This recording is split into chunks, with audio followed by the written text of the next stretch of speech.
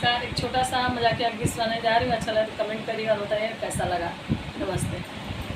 हमार घर बिगड़ल है दीदी बहिनी, हमार घर बिगड़ल है दीदी बहिनी।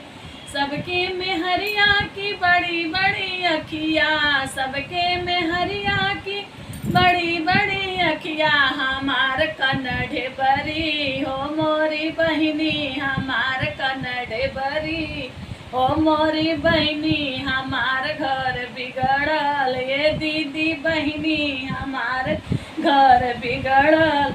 सबके मेहरिया की लंबी लंबी चोटिया, सबके मेहरिया की लंबी लंबी चोटिया।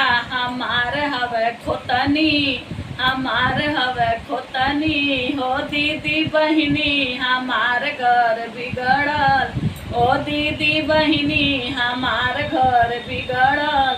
सबके मेहरिया की लंबी लंबी टंगिया, सबके मेहरिया के लंबी लंबी टंगिया।